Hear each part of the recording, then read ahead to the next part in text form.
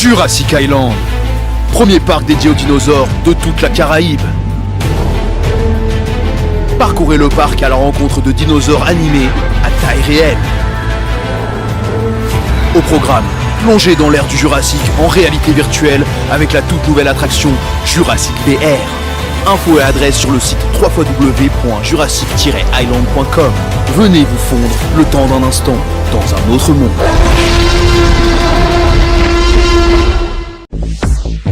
Hexagone, actualité.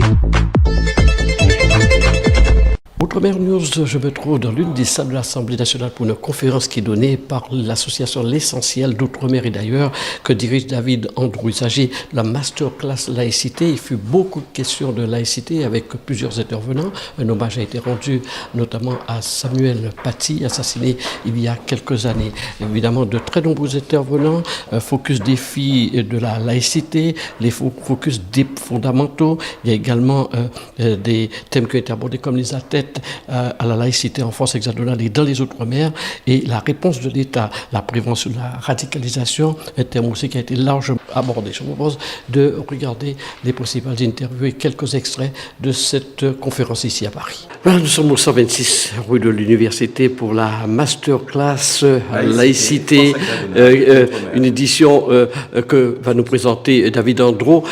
Pourquoi masterclass laïcité, David Andrew? Là, nous sommes dans une optique où il faut vraiment avoir une pédagogie, parler, expliquer, décliner ce qu'est la laïcité pour faire table rase de tout ce qui peut créer comme incompréhension, tout ce qui a comme utilisation de ce principe de laïcité par certains politiques ou par d'autres. Là, nous sommes là pour dire ce qu'est la laïcité, ce que doit être la laïcité. Est-ce que c'est un problème qui se pose sous les Outre-mer?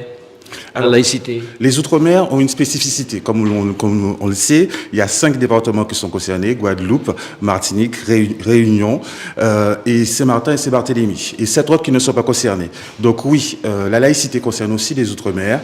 Et nous sommes là aussi pour en parler, puisque je pense qu'à ce niveau aussi, il y a un manque et on est là pour combler ce manque. Je pense que moi-même qui suis issu de la Guadeloupe, j'en ai pas forcément plus que ça entendu parler dans mon enfance et même du point de vue scolaire. Donc je pense qu'il y a aussi une spécificité aussi locale qui est effective aux Antilles, donc il faut respecter aussi cela. Néanmoins, je pense qu'à ce niveau, il y a eu un manque. Moi, personnellement, en tant qu'individu personnel, citoyen, résident en Guadeloupe, j'ai eu ce manque. Donc là, aujourd'hui, on va en parler, on va en discuter, parce que je pense qu'il y a aussi, à ce niveau, beaucoup à faire. Vous avez voulu absolument rendre hommage à M. Samy, ce professeur qui a été tué, assassiné à Conflans-Sainte-Honorine. C'était pour vous important, lors de cette conférence, de lui rendre hommage ce soir? Oui, bien sûr, puisque Michael Paty, qui a accepté d'être l'outre-marraine, nous la remercions d'ailleurs. Donc il est tout à fait normal qu'on puisse rendre hommage à Samuel Paty, redorer sa dignité, apporter aussi des éclaircissements par rapport à tout ça, et porter aussi la voix de ces professeurs qui luttent seuls. Et nous, association, nous sommes là pour soutenir aussi des professeurs qui luttent seuls pour défendre, pour partager et diffuser du point de vue scolaire avec les enfants tout ce qui concerne la laïcité. Donc nous apportons aussi cela en soutien à Samuel Paty. Vous disiez ma conscience, la laïcité. Allez, on peut dire que ça concerne oui et non des Antilles, mais c'est vrai qu'ici, dans l'Hexagone, on en parle beaucoup. Et vous êtes dans le mouvement de tout ce qui se passe, de tout ce qu'on dit sur la laïcité ici, dans l'Hexagone? Dans l'Hexagone, oui. Et d'ailleurs, là, on a un manque aussi, puisqu'on en parle, de soutien aussi par rapport à cela. Donc oui, nous sommes concernés, plus que jamais concernés en France hexagonale par la laïcité et une pédagogie nécessaire à l'endroit de la jeunesse surtout et du tout public aussi est primordiale. Et nous sommes là pour apporter cela et on attend aussi des institutions compétentes, un soutien de notre association et de toutes celles aussi qui défendent les valeurs et les principes de la République. 2 mots sur les intervenants de ce soir. Alors ce soir, vous aurez Frédéric Réjean qui est maître de conférence à la Sorbonne, à Panthéon-Sorbonne. Vous aurez aussi Dominique Desmoura Donc eux, ils parleront de tout ce qui concerne l'histoire religieuse de la France et aussi France hexagonale et Outre-mer. Vous aurez aussi Jérémy Herbé qui, lui, vous déclinera les fondamentaux de la laïcité. Et on terminera par Lacombe Stéphane qui, lui, aura un axe plus spécifique sur tout ce qui est radicalisation et réponse aussi de l'État par rapport au manquement à la laïcité. Là, on est donc à la masterclass. Après, il y a eu la première édition de la foire de la laïcité. La deuxième est en préparation. La deuxième est en préparation et la deuxième est assujettie à un soutien des institutions qui doivent soutenir les associations. Nous ne pouvons pas porter seuls l'organisation d'événements. Comme ce soir, nous le portons seuls. Ce sont nous qui payons les frais de cette organisation et ce n'est pas normal. Donc on souhaite également être soutenus à ce niveau pour pouvoir aller plus loin. Donc sans soutien, on ne pourra pas aller plus loin que cette masterclass. Mais je souhaite que cet écho passe et que les institutions concernées puissent vraiment se rapprocher de nous au-delà des demandes qu'on a pu faire pour qu'on puisse à la fois toucher la jeunesse, parce que encore une fois, notre cible clé, c'est la jeunesse. On a besoin de toucher cette jeunesse et pour cela, on a besoin des institutions. Outre-mer News, nous trouvons 126 rue de l'Université pour cette conférence ce soir sur la masterclass laïcité qui est organisée par l'Essentiel d'Outre-mer et d'ailleurs qui est une association. Olivier Servat, député de la Guadeloupe, doit intervenir. Alors, c'était important pour vous de participer à cette conférence ce soir, Monsieur Servat? Oui, participer, soutenir aussi. Je salue l'association de David Andrew, son conseil d'administration et tous ceux et toutes celles qui interviennent. Je vois qu'il y a des personnes de qualité. La laïcité, c'est une valeur importante. Et dans un monde incertain, on le voit aujourd'hui avec les États-Unis, l'Ukraine, la Russie, la Chine, des valeurs simples en disant qu'on est libre de croire ou de ne pas croire, eh bien, sont importantes. Et je crois qu'on doit, à côté de liberté, égalité, fraternité, on peut rajouter laïcité. Bien évidemment, la loi de 1905 ne doit pas être oubliée. Et dans un monde où on pensait que la démocratie était stabilisée à vie, eh bien, on se rend compte qu'elle peut être menacée au quotidien. C'est le cas aujourd'hui en Europe. Donc, j'encourage, je parraine même cette action masterclass de David Andrew et de son association. J'encourage toutes les institutions à l'accompagner plus. Je sais qu'il avait frappé aux portes du ministère des Outre-mer. Je sais qu'il a déjà frappé aux portes du ministère de l'Éducation nationale, des différentes académies. Il faut, au plus jeune âge, permettre à ceux et celles qui sont en devenir de pouvoir comprendre les valeurs. Et je sais qu'il délivre avec son association un prix de la laïcité. Il faut encourager ce type d'initiative. Ici, il est à la Maison du Peuple, l'Assemblée nationale. Je note que pour recevoir ses invités après, c'est lui qui a dû mettre de sa poche avec son association. Eh bien, j'encourage tous ceux et toutes celles qui y croient à ces valeurs importantes, dont la laïcité, de pouvoir l'accompagner. Alors, le thème de la laïcité, on en parle beaucoup ici dans l'Hexagone. C'est un thème, selon vous, qui concerne aussi les Outre-mer? Bien sûr, c'est un thème qui concerne toute l'humanité. Quand on commence à avoir de l'intolérance, quand on commence à ne plus être libre de croire, on est libre de croire. Moi, je suis un chrétien, je suis libre de croire. Mais celui ou celle qui est libre de ne pas croire, eh bien, il doit avoir toute sa latitude aussi, selon son mode de vie, sa sensibilité. Chacun doit être respecté selon ce qu'il est. Et c'est ainsi qu'on vivra mieux ensemble. D'ailleurs, je crois que les Outre-mer, par exemple la Guadeloupe que je connais mieux, a beaucoup à apprendre à l'Hexagone. Regardez en Guadeloupe, les religions vivent tranquillement ensemble. Eh bien, les catholiques, les orthodoxes, les protestants, les musulmans, les indiens, les chinois, les syro-libanais, que sais-je encore, les athées, eh bien, vivent tranquillement. Et pour conclure, je voudrais rajouter une chose. Qu'est-ce que la France et qu'est-ce qu'être français? Français, ça n'est pas une religion. D'ailleurs, la plupart des hommes et des femmes de ce pays n'ont pas de religion. Ils sont majoritairement sans religion. La France, ça n'est pas une couleur non plus, puisqu'il y a des blancs, des noirs et d'autres ethnies. La France, ça n'est pas une langue non plus. La France est parlée dans 28 pays dans le monde. La France est une idée. Liberté, égalité, fraternité, laïcité. Bienvenue ici à l'Assemblée nationale, la maison de la République, la maison du peuple. Je suis ravi de pouvoir participer à cette belle initiative prise par EOMA et David Andrew, son président, et puis tous les membres du conseil d'administration. Je suis très content, en ces temps un peu incertains et troublés, en France, en Europe et dans le monde, de pouvoir rappeler un certain nombre de valeurs et principes, dont celui important, principe de la laïcité.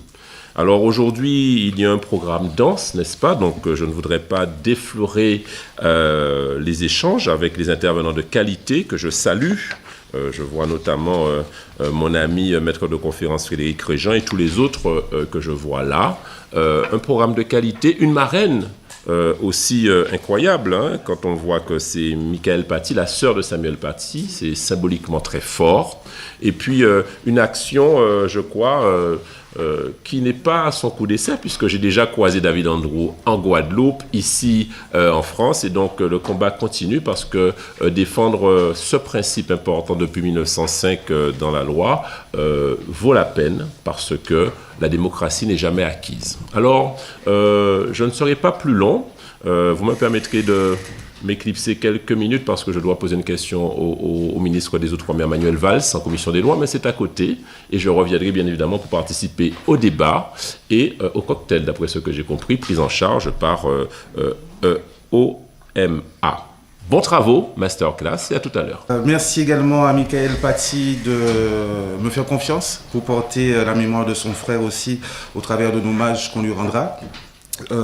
On la salue, elle ne peut pas être là aujourd'hui.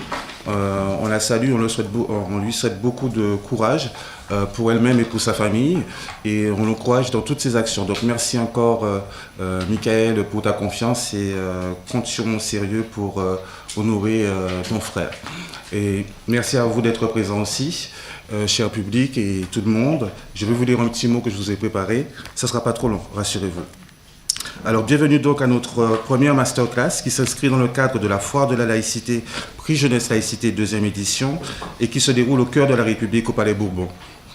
Merci à monsieur le député Olivier Servat pour son soutien dans le cadre de nos actions associatives de promotion de défense de la laïcité. On n'oublie pas ses équipes non plus, Lovely et également Edwin. Merci à madame Michael Paty, marraine de notre événement, Foire de la laïcité, Prix Jeunesse Laïcité 2025. Au travers d'elle, un hommage sera rendu à son frère assassiné, M. Samuel Paty.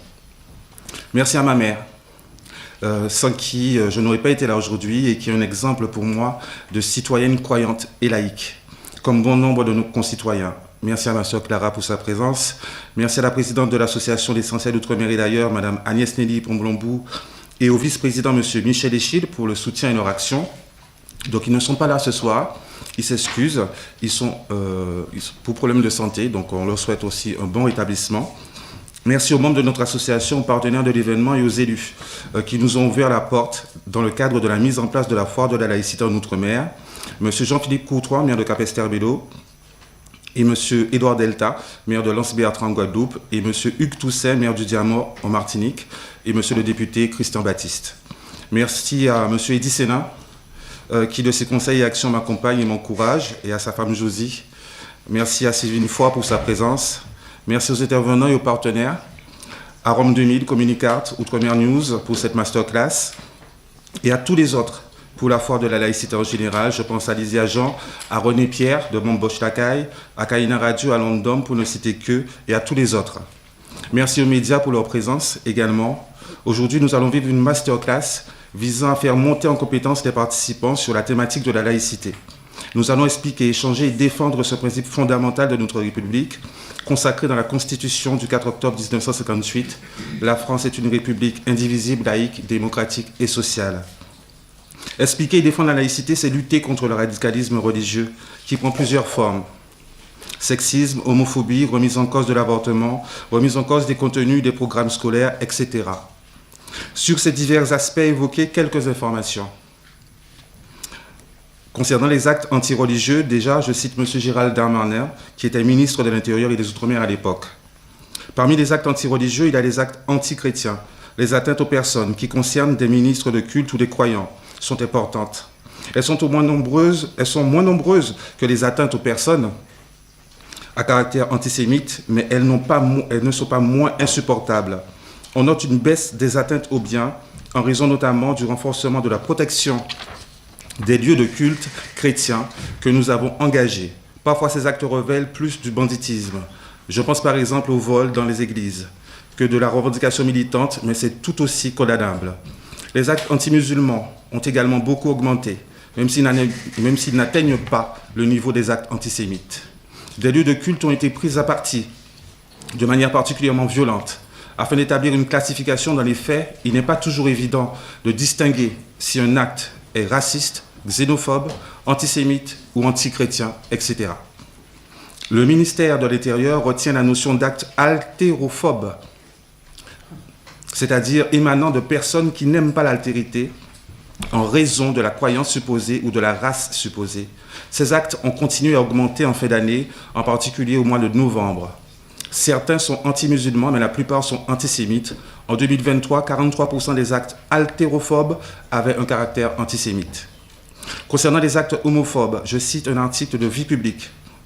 2870 crimes ou délits et 1690 contraventions. Au total, 4560 infractions anti-LGBT+, ont été enregistrées en 2003 par les services de police et de gendarmerie sur le territoire français.